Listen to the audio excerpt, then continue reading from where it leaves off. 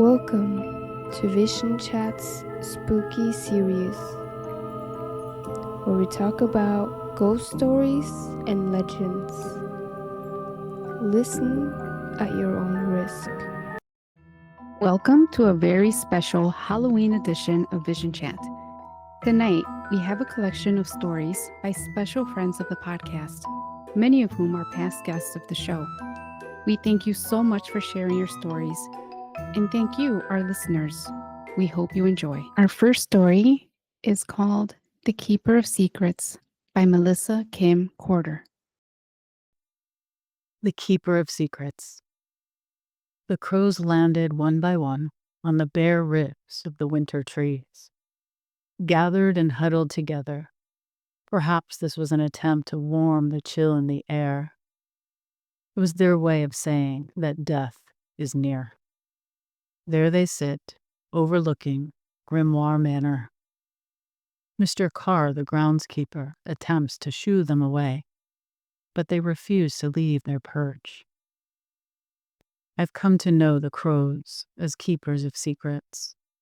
We cannot see what they see. It takes a different kind of knowing to sense death, to understand a language spoken without words. A blanket of fog enveloped the manor, and inside, filled with skeletons. Everyone knew about them, yet no one dare speak those stories out loud. So they remained buried in the floorboards. That morning, the fog lay heavy. An unsettling feeling clung to the frostbitten earth. There was an odd scent in the air. Even the crows could not stop cawing about it. I arrived with my satchel, my rosary in pocket, ready to work, though there's no greater tool than the knowing in my bones. Grimoire Manor belonged to Everin Larkspur, whose ancestors had made a fortune selling coffins. As I made my way to the front porch, I was greeted immediately with this look of disappointment. It's not personal. No one calls for me unless something has gone horribly wrong. I offer the semblance of a smile, though it's my insights they're eager to receive. They barely look me in the eyes these days. I feel their fear as we stand feet apart. Better for them that I speak with the dead than the living, for this exact reason. My intuition always sniffs out the things that people do not wish to speak of. To be burdened with this much sensitivity and knowing comes with a price. Psychologist, exorcist, nun to some. I've even been called a witch. But those are the ones that usually fear my insight, wishing I would just shut my mouth, keep them to myself. The detective sent for me quietly, yet urgently, when the girl had first gone missing. The townspeople were already unnerved, and knowing that I've been called in would not settle them any further. Do we have someone keeping an eye out for the press? Yes, miss. Sister Umbridge, I interrupted. Fine then. Let's not let this out just yet, detective. What's her name? The girl. Eliza Whitcomb. 13. Last seen Sunday morning leaving church. Well, I'll leave you to it then. You're in good hands here with Mrs. Pritchard. You'll find things not as they ought to be, Mrs. Pritchard said, as she pressed an envelope into my hand. Inside was a child's finger, pale and bloody, light as a sparrow's bone. It had been wrapped carefully in animal hide, and with it a scrap of paper that said, "See how the body speaks." The words were cut from the local newspaper. They were arranged messily, yet deliberately. My stomach churned, but I learned long ago not to show it, in case I was in the presence of a predator. Who received this? I did, Miss Pritchard stuttered. Found it on the porch early this morning. when I went to sweep away the leaves. "Don't touch anything," I said. "I'm sensing stirring. The birds have not yet stopped talking." She tried to hide her displeasure. Not everyone understood my approach, yet nor could they deny the mysterious connection I have with the creatures of the forest. Just then, one of the crows perked up, and a single feather slowly fell at my feet. I picked it up and tucked it into the pocket of my overcoat. The crow cocked its head as if satisfied with my gesture. Mrs. Pritchard, the housekeeper, led me through what felt like endless hallways, past portraits of dead ancestors, up flights of stairs, and finally, all the way to the very top of the manor. We entered this beautiful, dark room. It was filled with books. This was Ervin's study, and the dark qualities suddenly felt intentional. Dusty curtains were tied back with large brass hooks, and it was here that I met the man himself. His waistcoat was layered with dark silk. He had the appearance of an academic, yet something felt off about the unsettling shade of black I saw as it washed over his eyes when he greeted me. He forced a smile, but both of us knew there was more here than what seemed to be. "You've the look of a woman with questions swirling about her," he said. "I collect them," I replied. "They keep better when I let them stay trapped in my mind." He laughed. It felt appropriate, but somehow carried this flat emptiness. It was hard to ignore. "Then you'll love my conservatory," he said. "It's full of rare things, preserved, forever suspended in time, with only one single layer of glass between them and the world." It was then that he led me through this long corridor. It smelled of leather, old books, into this room filled with bones, hundreds of bones, strung together into grotesque shapes within glass jars. A wide array of tiny bones, reconstructed into forms that once resembled a living creature. Maybe it was my mind, or that funny thing that happens when I sense something that others try to hide. Either way, the creatures looked posed as if they were intentionally captured in their last moment. The fear. There was no peace, no hint of life at all. Their marble eyes were the same dark color as Ervin's. On a large table, arranged with great care, were 3 more offerings: a small ear, a lock of hair, braided with a blue thread, and an eyelid, lashes still intact. At first glance, I nearly mistook it for a butterfly wing. And then once again, a piece of animal hide with a message beneath that read, "Remember to forget." "And this one? Who found this one?" "It was Mrs. Pritchard," he said. "She entered the study to clean. I heard an awful scream, and then she found the bundle on the windowsill." Ervin's eyes wandered to the window. With a modicum of contempt, he seemed bothered by the crows as they peered into the window. Yet he shifted his gaze back to the jars. "You're wondering if I collect more than plants and tiny creatures?" "Everyone in this town collects something," I said. "Just that most of us pretend not to. Perhaps I can bring this evidence back to the motel, so I can examine it closer." "Of course, sister. Take your time. You know where to find us."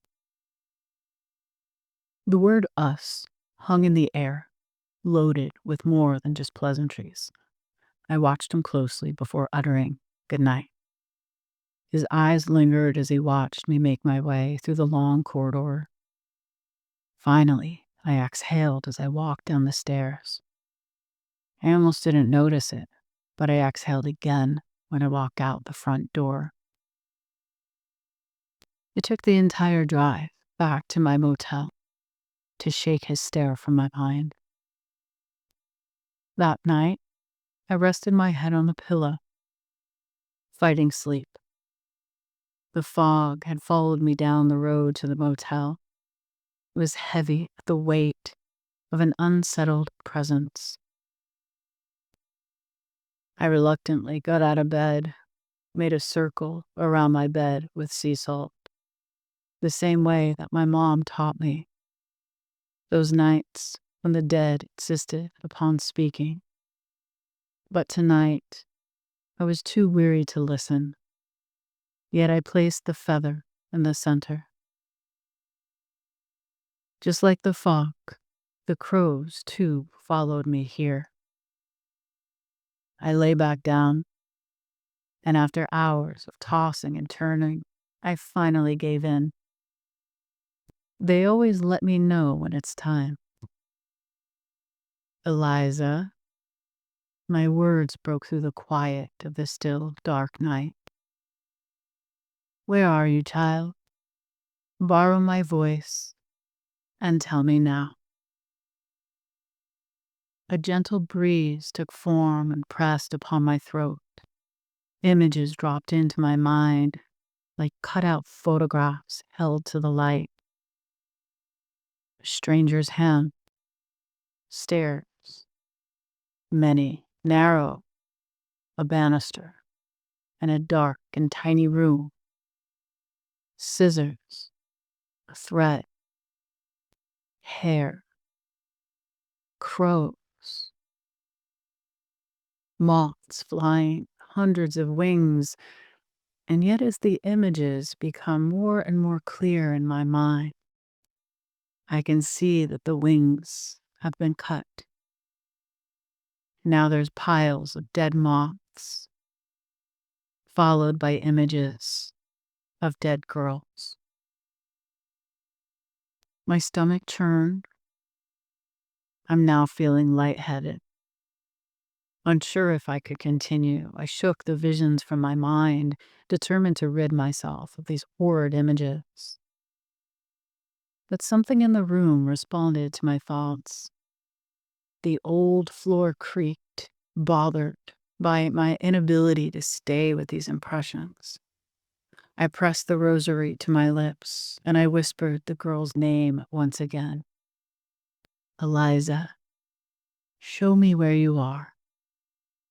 Borrow my legs. Lead me now. My body began to move out of the bed, down the stair, out the front door. The crows were excited, fluttering, moving above in a dark procession, hovering the same time that my legs are leading me back to my car. And then my legs drive me to the manor, crows still flying overhead. I had only left a few hours ago, yet the menacing sight of the manor seemed more intense as it pierced through the blanket of fog. Here I am now, standing again at the front door, surprised to find it unlocked. I wonder why. Who could they still be waiting for? It's 2:22 a.m. Silently, I follow the pull of the invisible presence as it continues to lead me through the dark, up flights of stairs, through the corridor, and back to Everett's study. It's a dark moon on this evening, so I'm walking in complete trust without any light, squinting, bracing myself, arms outstretched, feeling my way through the dark, and then surprised once again that the study was unlocked. This seems all too convenient. I enter the study, immediately feel the presence pull me toward a towering bookcase. nearly concealing this obscure door inside Everett's conservatory. The door opens into a dimly lit room. My vision barely adjusts to see this endless array of jars, the wall filled with precious and unique creatures, the heart of a squirrel, the eye of an elk, the wing of a golden peasant. It's impossible to take in the sight of all the creatures at once. And then my eyes fall upon the center of the room. And there, with a blade laid across his knee, sat Mr. Carr, the groundkeeper. He wore a butcher's apron and a hollow grin. I always wondered who the crows favored more, he said. You, or those of us who actually look out for this town? Both, I whispered. He lifted an index finger. The missing one. In my envelope. He wagged it, then wrapped it in a piece of animal hide, and said, I'm teaching them to listen. The people. These girls, they vanish, and then the people make these speeches and they point fingers, but they never look close enough to their own. The crows are staring in the window on the roof above. Then Everin steps out of the shadows behind me. Ah, he said, in that deep and unsettling voice. You found my curator. And that was when I knew that the Grimoire Manor didn't bury its secrets. It bottled them. They both smiled at me with the same empty eyes as the creatures in the conservatory. Mr. Carr's grin widened. Outside the window, the crows started chattering loudly. At the same time, Mr. Carr's hand moved his blade, and Everin reached for something in his coat. I swiftly took the feather from my coat pocket. The air thickened as if the fog found its way inside, and the room went cold. This is how we keep order in our town, Carr said. We handle that which attempts to disobey us.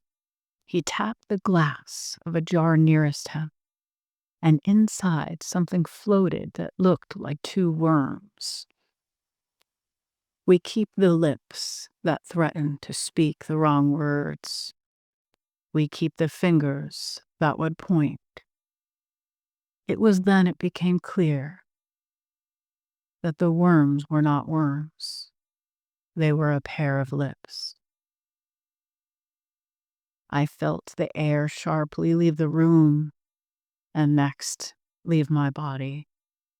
Eliza, I said, show me where you are. I clutched my rosary so tight that the crucifix cut into my palm. I whispered through the blood as it began to pool in my hand. Eliza, show me where you are. Carr leaned close, his breath sour. She won't come to you, sister. She's been here all along. Look. All of a sudden, I noticed the jar, and the lips began to move against the glass. As a prayer that I've whispered all of my life came back to me in countless mangled voices, almost mocking and gurgling. Eliza's face emerges in the jar. Her eyes were rolled back, only the white showing, her mouth filling with black water. She slammed her tiny hand against the glass. Once, twice, before her skin sloughed from the bone and drifted like wet paper. My rosary snapped. The beads spilled across the floor and turned into tiny bones as they hit the ground. One rolled to Carr's feet, and he crushed it under his boot. That's when the crows came. They smashed against the windows, and then one after another, snapping their wings, bursting through the glass into the study. The air was filled with feathers and blood. A feather slowly drifted down and stuck to the blood in my palm. My throat opened. I tried to pray, but my voice wasn't mine anymore. Now it belonged to them. The missing girls. We now know they're dead. They begin to speak through me. One by one, they show me what happened, what Carr had done to them, and how the crows had tried to help them. This is when the crows began to spill their secrets too, how they had gathered their trinkets, the evidence that was sloppily left behind by Carr. They even pieced together the newspaper clippings as a warning. Their incessant chattering was crow speak, revealing the secrets of the manor. The crows were the ones who delivered the bundles to the porch, to the windowsill, to all the places they hoped the people would notice. But in this moment, Carr took advantage of my altered state. He could see that I was bound by these visions, by this knowledge, information, as these girls were speaking through me. And he left. As I came to, I notified the authorities, and soon after, the manor was swarming with cops. It's now mid-morning, and with barely any sleep. Although I'm relieved that my work here is now done, and the mystery is solved, it's time for me to make the long journey home. The police and detectives were still searching for Carr. A few stayed behind at the manor.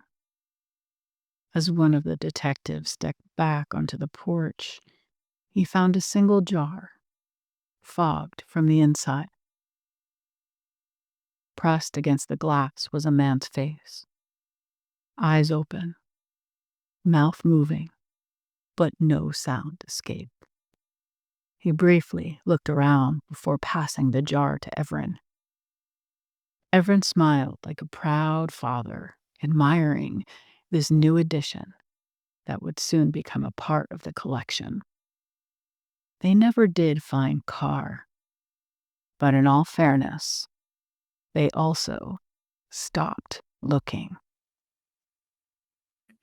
This next story is courtesy of Sarah Buino. My parents both died in 2014, 9 months apart. I didn't have a good relationship with either of my folks, so the grief was complicated, and I felt compelled to look for a deeper meaning for why this may have happened. In my search for answers, I had several experiences that had me convinced that there's no doubt of life beyond death. Here are a few of those stories. On the anniversary of my father's death, and 3 months after my mother's, my brother was unable to sleep. So he got up in the middle of the night to have a cigarette on his balcony. His apartment overlooks the alley of a grocery store, so it's usually very quiet with no one around. He was crying and thinking about being left without parental figures, asking God why this had happened to him.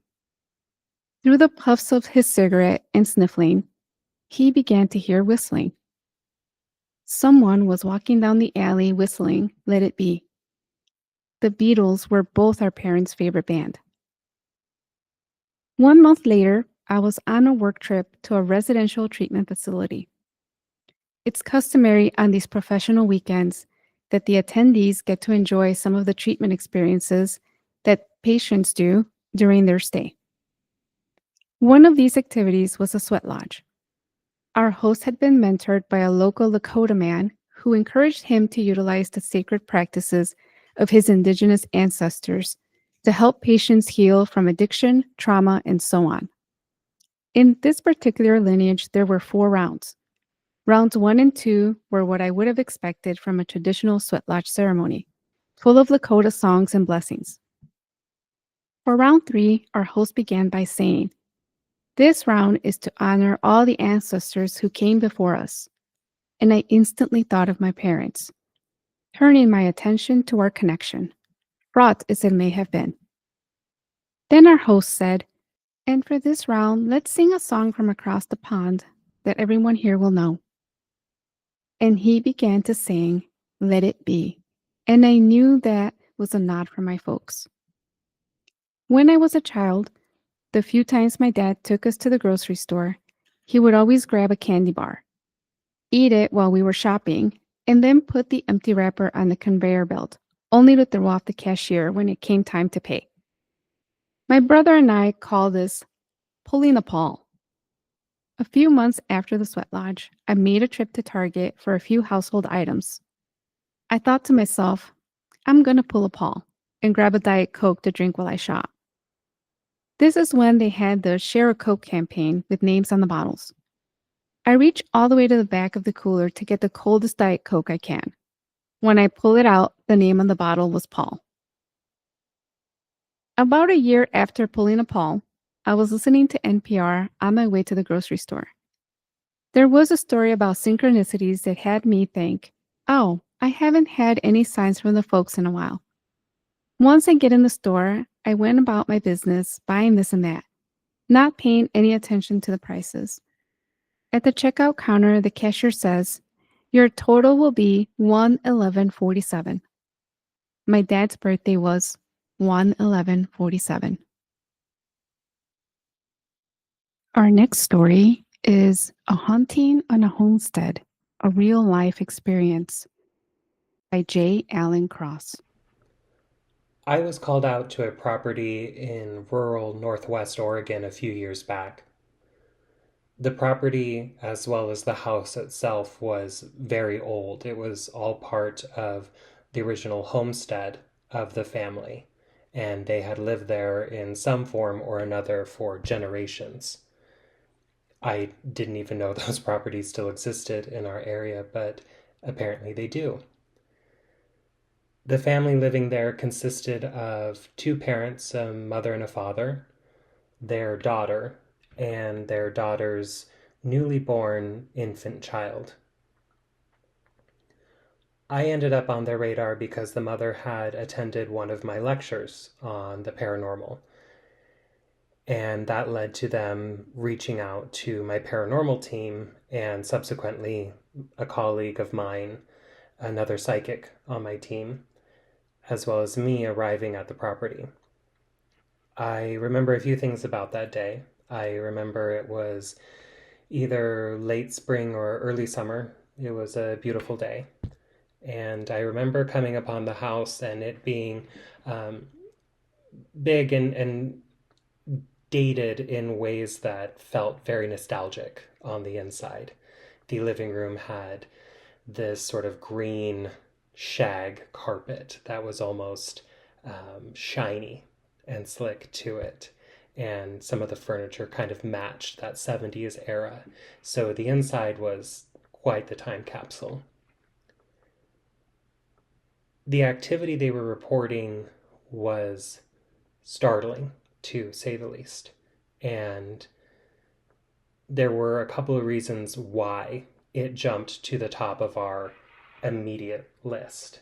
We occasionally have a backlog and we'll prioritize the ones that we feel are most urgent. And in this case, this one went directly to the top of our list for two reasons. Number one, the activity they were reporting was extremely intense. Things that we would not normally see. And the second part of it is that the activity seemed to revolve, at least at its most dramatic points, around the newly born infant.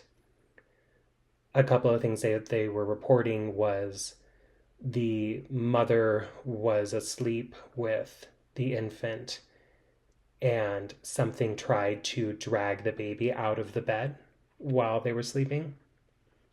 And the rest of the family, all three people that we were speaking with, witnessed one night while the baby was crying, the entity picked up the crib and moved it several feet. And that's about the time they decided that they really needed outside help and to call someone. And that's when they contacted us. When we arrived, it was very clear that the property had quite a few spirits, which is not uncommon given the history and the age of the property. And I remember, apart from the one I'm going to kind of focus on here, there being a couple of other spirits.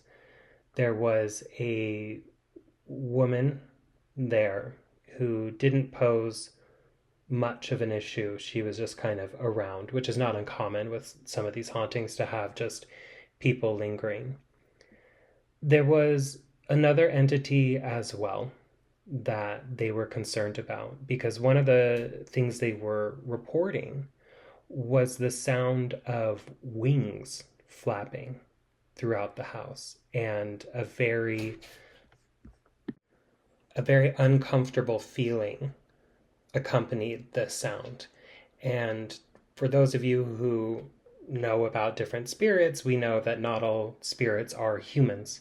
This seemed very clearly to be an inhuman entity, and I did find this entity in the home, and we removed it, which was fairly easy to do because it was rather new on the property. So it did not have the time to really settle in and dig its claws into the home, which meant a couple of things. The first was that, of course, like I said before, it was easy to remove, but that also meant that it was likely not the entity that was causing difficulty with the newborn child. My colleague and I, whenever we do investigations on my team, what we do is we as psychics, we walk through the home first, and then we compare notes afterwards and then decide what we're going to do. Something that both her and I had come across was a man. And we had done some remedies around the home. I had burned some camphor and put out some sachets of alum and lavender and saint's metals, which seemed to change the energy of the home quite a bit. And that was part of what forced out some of the other entities. But this guy stayed behind. And he was a very memorable individual for a couple of reasons. The first being that he came off very clearly as being, I would say, severely autistic. I'm not a psychologist or someone who deals with those sorts of things, so I can't really diagnose that. But that's how he came across. If you're looking for a pop culture reference, Adrian Brody's character in The Village is actually what he reminded me of quite a bit. And both her and I picked up on this man. He wasn't real old, probably his late 30s, early 40s. And apart from his state of being, what we understood was that he was likely kept a secret and had likely died on the property and was buried on the property probably 200-300 years prior to our arrival there. And upon speaking with the spirit and getting information from him, we realized that he was actually the source of what was happening around the baby. And when we hear stories about babies being snatched out of beds, we immediately, draw our attention to things like demons and very scary sort of spiritual phenomenon. But this individual was simply struggling with a sensory issue. And the baby crying was causing him a great deal of distress. And what he was trying to do was he was trying to find ways to get the crying to stop. He didn't understand what it was, why the baby was making that noise, or what to do. And it was severely agitating to him. And whenever you come across a spirit in distress, particularly one that's been there for a long time, it's important that you try and get them to move on for several reasons, but their own comfort and the comfort of the family that's living there currently is top of that list. So we took some time and found where we believe he may have been buried, at least the field that we believe it probably happened in. And we went out into that field and we decided to do the crossing over there because it just felt right and it was really a beautiful day. And there's a thing that you can do when you open the light for a spirit to go through, because sometimes they're quite apprehensive, particularly if you are like this gentleman. And so there's a couple of ways that we can ease that process or speed it up. And one of them is we can ask if they have a loved one on the other side, particularly somebody that they trusted or would be very excited to see. And that individual, we could call them back through the light to escort them through. It's a really beautiful way to do the crossing over because they feel loved and cared for and like there's someone there that they can trust. And so I remember this very clearly, that we asked, is there somebody on the other side who has died that you wish to see again, that you trust, that you would want to help you through the light? And very clearly and separate from one another, both me and my colleague very clearly get dog. And this image of this black, small-ish, not like a Pomeranian, but kind of like border collie, maybe smaller dog that he wanted to see very badly. And it kind of caught both of us by surprise because we're used to things like, oh, my grandmother, my mother, my father, my older brother, things like that. It was the first time for both of us that we had heard dog. And so we said, okay. And we asked that the dog come through to escort him. And it did. This dog comes back through the light. And we both had this separate but equal beautiful experience of sensing that and experiencing that through our psychic faculties as this dog came through and greeted this man and then took him back through the light. And after that, though the property is still haunted because places like that will never not be haunted, they didn't have any more issues with the baby or with anything trying to disturb the crib or their nap time. All of that went away because we were able to help this spirit find peace. And I love that a dog got to be a part of that. I hope you enjoyed this story, and I hope to share more with you later. Our next story is called The Corner by Yessenia Guglielmi. Lately, I've been distracted, unsettled like a person with restless leg syndrome. No real reason to move or fidget, just a constant need to move my eyes along the walls and corners of the room. With the lights on or off, I find myself looking. Looking at what? I'm unsure. Nothing has changed. The ceiling is still white with an old fan that keeps running and creaking despite its age. My bedroom walls are still a warm off-white color called marshmallow from Benjamin Moore. A trusty neutral since I never know what bedspread I'm in the mood for. That was when I caught a quick glimpse of movement. A blur, really, of a small shadow in the corner of the room towards the ceiling. I've been making this search night after night for over a month now. At first, I thought it might be ladybugs that sometimes get into my room. I was hoping to spot them, or the even more sinister lady Asian beetles. They look so similar. One brings good luck, and the other leaves behind a bad smell that attracts more of them. Alas, none appeared, leaving me feeling annoyed and frustrated. The walls and corners of my bedroom are safe, confirmed by my 2 dogs who remain unbothered. They don't seem to notice what I do. The shadow is so fast, in fact, that I wonder if my eyes and mind are playing tricks on me. Was my mind intent on tricking me?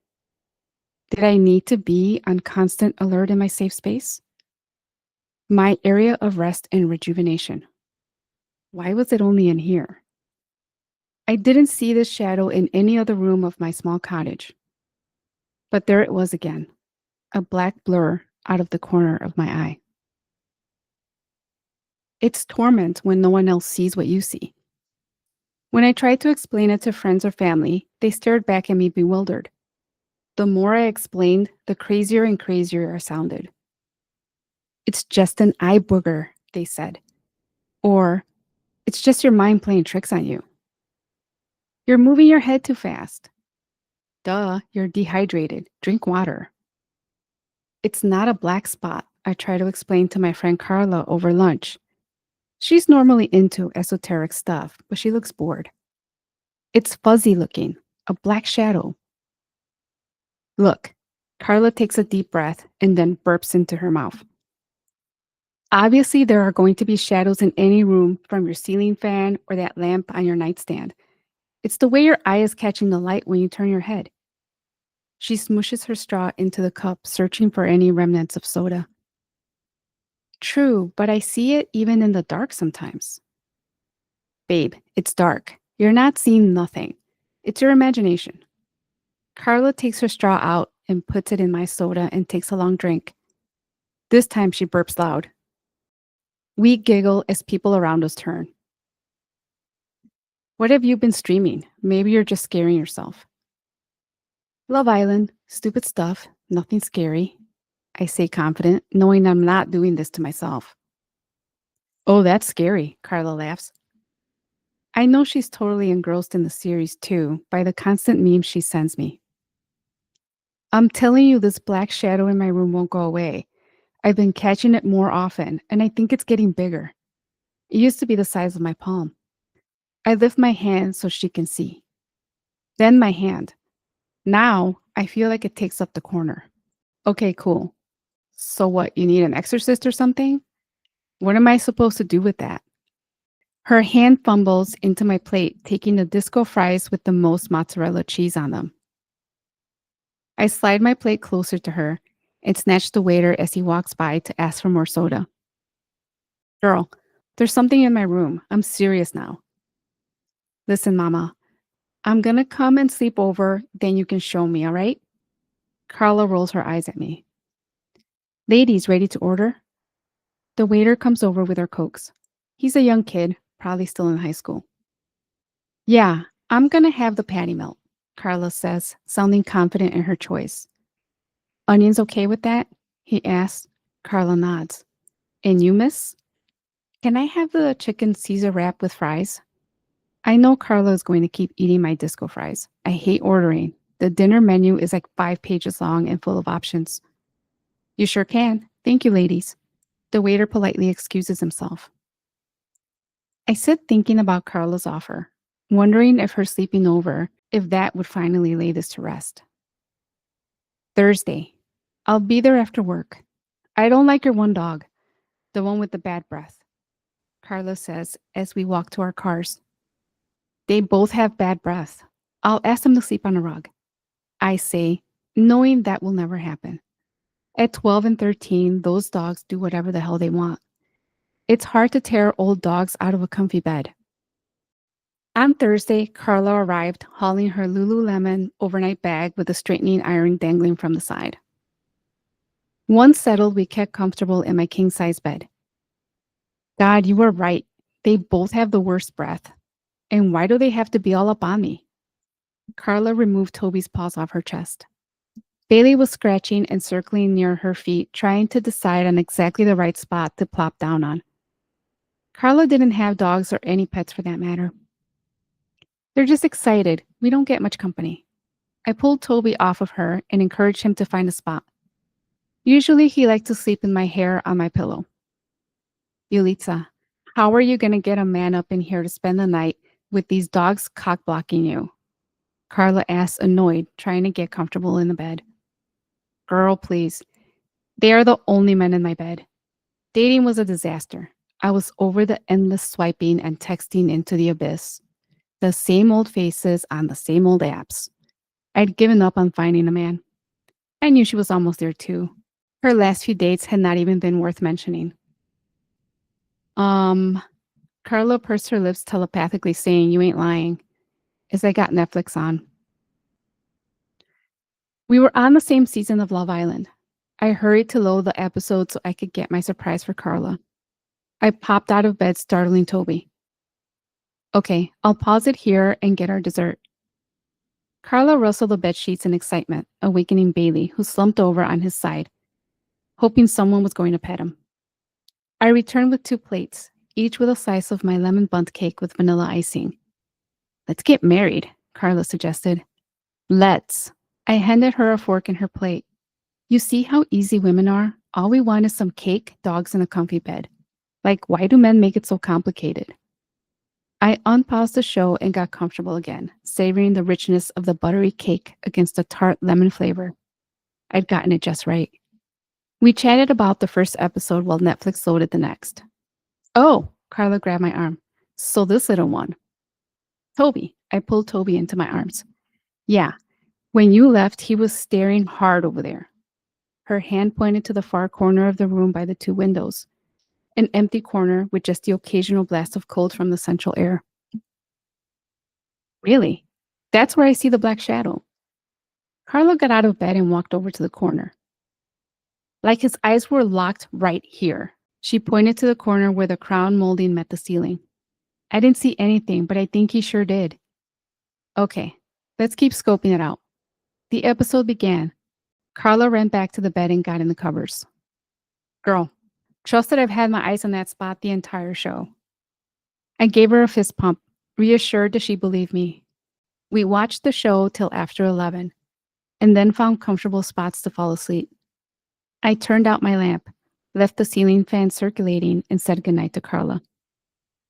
It took me a bit to feel tired enough to shut my eyes, and just before they closed, I saw it. A formless shadow in the corner of the room. It looked darker than the rest of the corner, which was how I knew it was there. Just kind of floating. Toby was alert, his little ears pointed, moving all 4 pounds of his body closer to my head. Carla whispered softly, "I think I see something." "Me too," I whispered back. Bailey stood up on the bed and gave himself a good shake, something he rarely does this late at night. He moved up closer to Carla and slumped down, her arm wrapped around him, and he licked her hand. Then he gave a kind of huff. The dogs weren't scared, but they sensed something too. "It's okay, go to sleep. It's probably just the shadows in the room. The dogs aren't bothered. I'm sure they would be if it was something bad." "You sure?" Carla asked softly. I held my breath for a moment and looked over at Bailey. His eyes met mine, and then he shut them. He was ready to sleep. "Yeah, Bailey would definitely bark. He's protective. He saved me from a bear one time." I remembered. He warned me then, he'd warn me now. Carla pet him, and he snuggled closer to her. All of us just drifted to sleep. Carla left early for work the next morning. "I'm so sad. You remember last month when I slept over? I was so scared of the shadow in the corner of the room, but your Bailey slept next to me all night. He was such a good boy." Carla wiped her tears. I hugged her, glad she had gotten to spend time with my Bailey. Losing him had been such a shock. My sweet boy. The tears streamed down my face. I held his collar with his name embroidered on it, along with my phone number. He'd never once ran away. He knew I was home. I clutched his collar close to my chest. The house felt so empty. Toby and I were managing, but it was so hard. I was still setting up his food bowl and then realizing he wasn't on the couch anymore and crying for hours. You know, I saw this post on Instagram that was saying that our dogs were hoping to be our kids in this life, but couldn't be, so they settled on being our dogs to teach us about unconditional love. I choked on the word love. A knot in my throat, stopping any other sound from coming out. "Yeah, I think that's true." Carla smiled and offered me another hug. I took it. I needed it desperately. Toby scratched at my leg, and I picked him up for a group hug. You think you'll get another dog? Carla asked as she gave Toby a pet, her eyes telling me that Toby is an old boy too. No, I don't think I'd get another dog for a long time. I couldn't see myself opening my heart like this again. 3 months had passed since Bailey died. I stopped being so afraid to come home at night. I'd found Bailey asleep forever on the couch, and it took me time to realize that Toby wasn't going to die soon. Toby needs me to come home and show him that we were going to make it through. My first time going out for an extended period of time would be tonight with Carla. She wanted me to go with her to a paint and sip event her sorority sister was hosting to raise money for an animal shelter. Fine, pick me up at 7:30. Doing something for a local animal shelter felt nice. I didn't know Carla's sorority sisters, but they were sweet and welcoming. I was glad to sit with Carla. The wine was good, the painting was fun. What I hadn't expected was when Shanice asked us all to stop painting to welcome a special guest. Everyone, tonight we want to welcome Cassandra. We were so lucky that she had a cancellation. We would not have been able to book her until next year. She is so in demand. Shanice clapped, and an older middle-aged Black woman walked to the front of the painting studio. She was dressed elegantly in a long maxi dress, typical boho style with some fringe on the sleeves, something the owner of a yoga studio would wear. She wore gold bangles and a necklace that had quartz crystal in the center. Ladies, thank you for your warm welcome. Please gather around closer, she said to all of us. Carla and I moved forward along with the other women to form a semicircle. Yes, gather around. Cassandra smiled warmly at us. Now, some of you may know me from some TV appearances. For those that don't, I'm Cassandra Joya. I'm a psychic medium, and tonight we will connect with the spirit world. There were oohs and ahs around the room.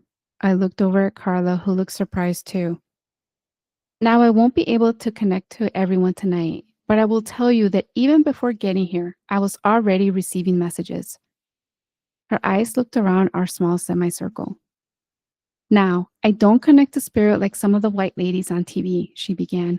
I connect with the ancestors, sometimes a whole lineage. So you all will need to be patient and know that if I'm not able to connect tonight, please don't be disappointed. It may mean many things, and you can ask me about it after the reading. Besides, we only got a 2-hour window. Heads nodded. No one seemed to have any questions. I grabbed Carla by the hand, feeling apprehensive, not knowing what to expect. Cassandra sat in a chair and asked for silence while she prayed. She asked us to do the same. The room became silent. If a paintbrush dropped, everyone would hear it. I closed my eyes and took some deep breaths. Cassandra began to hum and nod her head, rocking in the chair. Yes, come on forward, she said aloud. The studio felt different suddenly, like the temperature in the room had fallen and it was suddenly colder. The warmth of the wine was gone. My cheeks were no longer flushed. Oh, my lord, my sweet lord, Cassandra continued. One of y'all has had an angel in your room visiting for a spell. This angel is your mama, but she's saying you didn't know her. She done passed right after you was born. Cassandra opened her eyes and looked around the room. All 12 ladies were silent. My heart was pumping hard.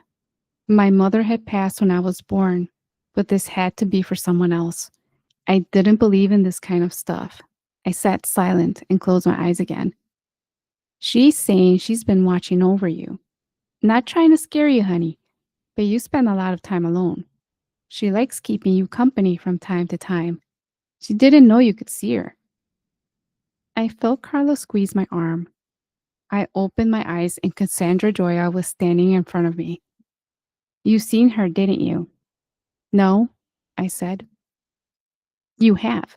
A few times. She likes to stand in the corner of your room, likes the view from there.